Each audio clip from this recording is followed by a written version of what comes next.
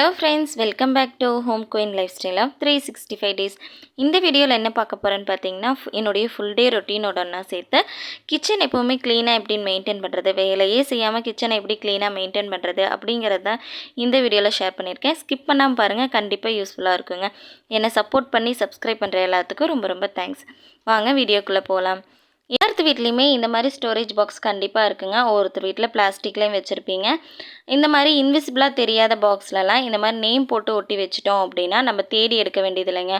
ஒரு பொருள் எங்கே இருக்குதுன்னு டக்குன்னு பார்த்து எடுக்க முடிஞ்சதுனாவே நம்ம வந்து களைச்சி போட மாட்டோம். மேக்ஸிமம் களைச்சி போடுறது தான் கிச்சனில் கசகசன்னு இருக்குமே. அதனால் எந்த பொருள் எங்கே இருக்குது அப்படின்னு நம்ம டக்குன்னு தெரிஞ்சுக்கிறதுக்கு இந்த மாதிரி நேம் போட்டு ஒட்டி வச்சிட்டோம் அப்படின்னாவே நீட்டாக இருக்குங்க.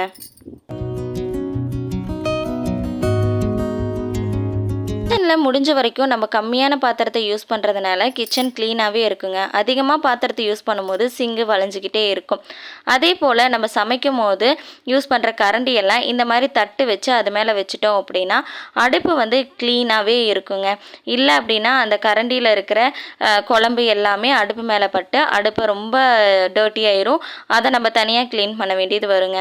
அதனால இந்த மாதிரி தட்டு வச்சிங்க அப்படின்னா நீட்டாக இருக்கும். அடுப்பு அதிகமாக துடைக்க வேண்டியதே இல்லைன்னா பார்த்துக்கங்களேன்.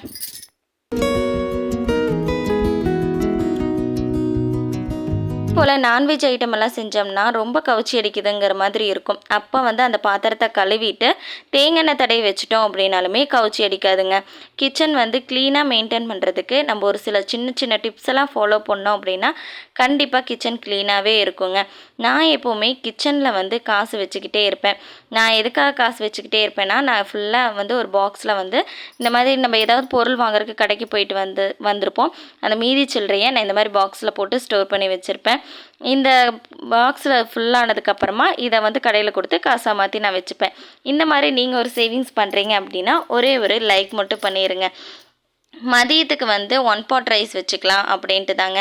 காலையில் சாப்பிட்டு முடிச்சுட்டு நான் வந்து வீடெல்லாமே க்ளீன் பண்ணுறதுக்கு ஸ்டார்ட் பண்ணிட்டேன். நாளைக்கு வரலட்சுமி நோம்பு இல்லைங்களா, அதனால் வீடு க்ளீன் பண்ணிவிட்டு அதுக்கப்புறமும் மதியத்தில் லஞ்சு செஞ்சுக்கலாம் அப்படின்னு சொல்லிட்டு தாங்க. காய்கறிங்க எல்லாமே இன்றைக்கி வாங்கிட்டு வர சொல்லியிருக்கேன்.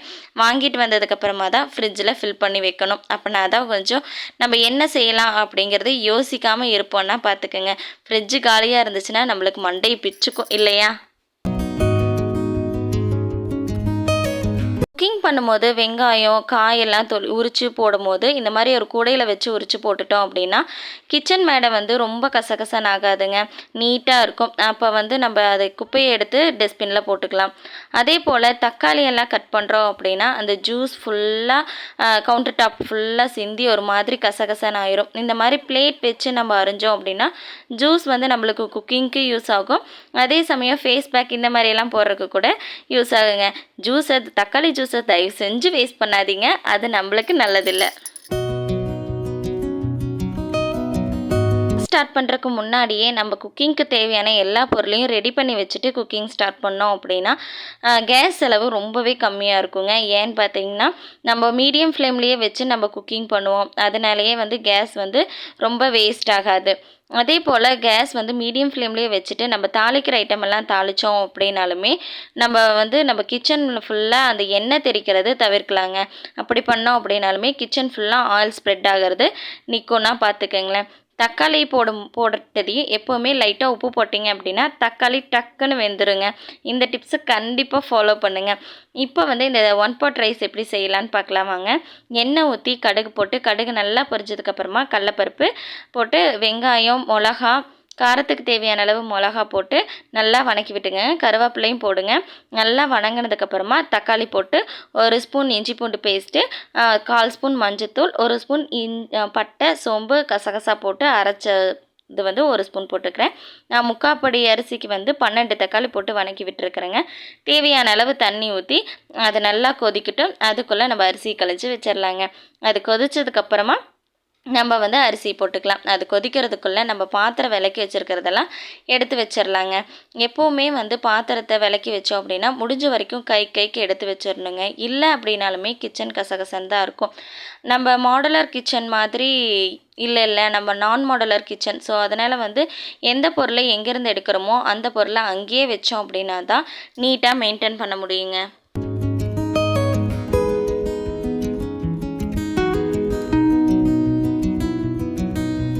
பாத்திரத்தெல்லாம் எடுத்து வைக்கிறதுக்குள்ளேயே தண்ணி வந்து கொதிச்சிருச்சு. கையோட வந்து அரிசி போட்டு வச்சுட்டேங்க. இன்னொரு கொதி வந்ததுக்கப்புறமா குக்கர் மூடி விசில் போட்டு வச்சுக்கலாம்.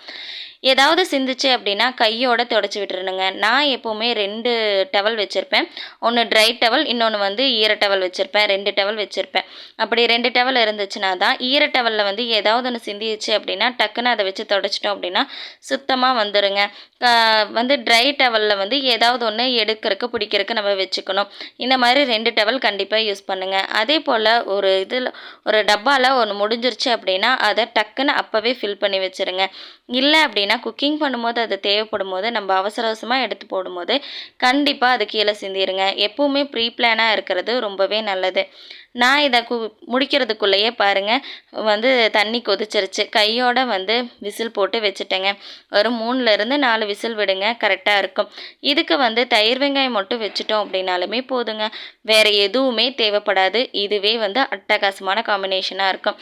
தயிர் வெங்காயமும் தக்காளி சாப்பாடும் சூப்பராக இருக்கும். பிரியாணிக்கே டஃப் கொடுக்குன்னா பார்த்துக்கங்களேன்.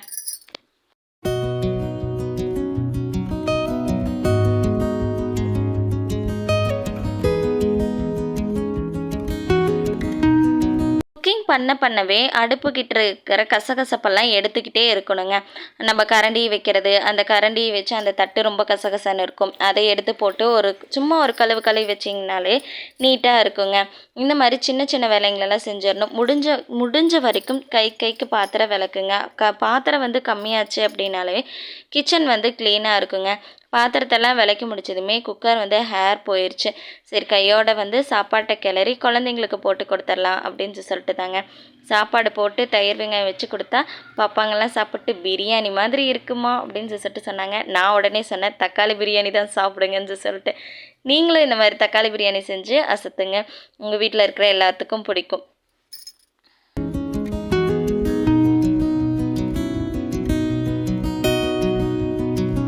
லஞ்சு சாப்பிட்டு துணியெல்லாம் மிஷினில் போட்டதெல்லாம் இருந்துச்சுங்க. சரி எல்லாத்தையும் கொண்டு போய் காய போட்டு வந்துடலாம். ஆல்ரெடி ஒரு 2 பர்சன்ட் துணி மேலே காய போட்டிருக்கிறேங்க. அதையும் எடுத்துகிட்டு இதை காய போட்டு வந்துடலான்னு சொல்லிட்டு தான் எடுத்துகிட்டு போகிறேன். எப்போவுமே துணி காய போட்டிருக்கோம், அந்த துணியை எடுக்கிறோம் அப்படின்னா கையோட மடிச்சே எடுத்துட்டோம் அப்படின்னா நம்ம தனியாக நின்று மடிக்க தேவையே இல்லைங்க. எப்போ பாரு கொண்டு போய் நம்மளுக்கு துணி துவைக்கிறது பெரிய விஷயமா இருக்காது, காய போடுறது கூட பெரிய விஷயமா இருக்காது. ஆனால் அதை மடித்து எடுத்து வைக்கிறதுக்குள்ளே தான் அப்பப்பா போதும் ஆயிரும். இந்த மாதிரி கையோட மடித்து எடுத்துகிட்டு போய் வச்சுக்கிட்டீங்க அப்படின்னா மடித்ததே தெரியாதுங்க. நம்ம எடுத்துகிட்டு வந்த மாதிரி தான் இருக்குது, மடிச்சிட்டோமா அப்படிங்கிற மாதிரி நம்மளுக்கே தோணுதுன்னா பார்த்துக்கோங்களேன். அதனால் எப்போ துணி எடுத்திங்கனாலும் இந்த மாதிரி மடிச்சே எடுங்க.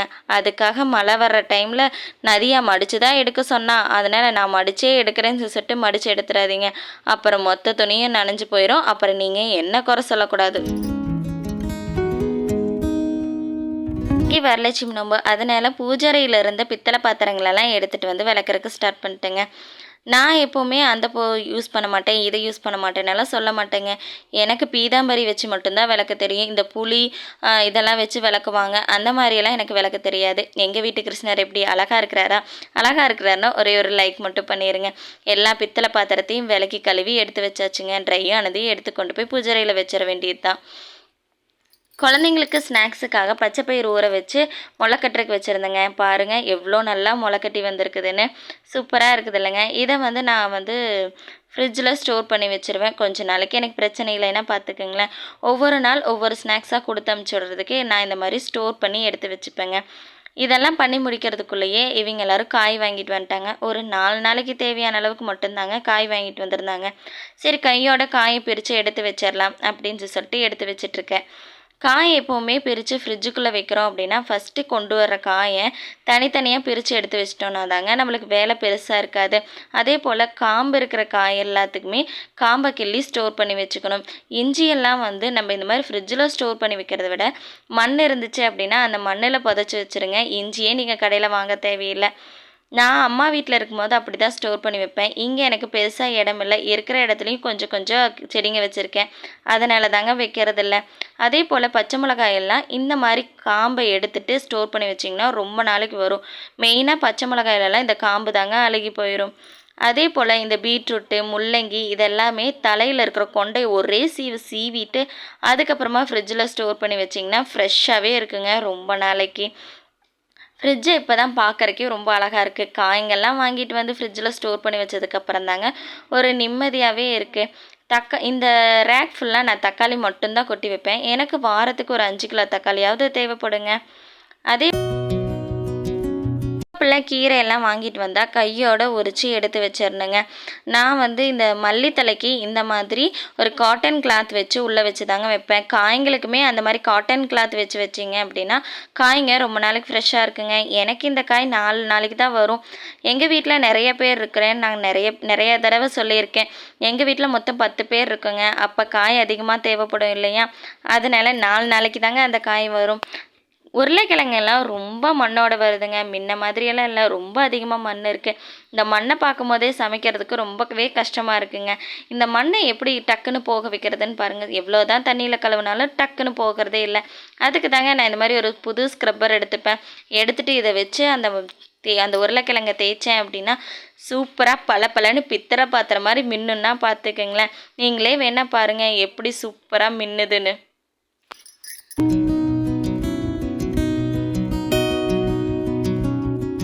பார்த்தீங்களா எவ்வளோ சூப்பராக இருக்குதுன்னு. எல்லாம் பண்ணி முடித்து சாயந்தரம் ஒரு 4 மணி போல் நல்லா மழை பெய்யறக்க ஆரம்பிச்சிருச்சுங்க. ஆனால் மேலே கொண்டு போய் காயப்பட்ட துணி காயவே இல்லை. இந்த மழைக்கு நல்லா காஞ்சதுன்னே சொல்லலாம். அந்த மாதிரி ஆயிடுச்சுன்னா பார்த்துக்குங்களேன். ஆனால் செம்மையான மழைங்க, சூப்பராக இருந்துச்சு. இவ்வளோ நேரம் எனக்காக இந்த வீடியோ ஸ்கிப் பண்ணாமல் பார்த்த எல்லாத்துக்கும் ரொம்ப ரொம்ப நன்றி. தேங்க்ஸ் ஃபார் வாட்சிங். Keep supporting me. பாய்.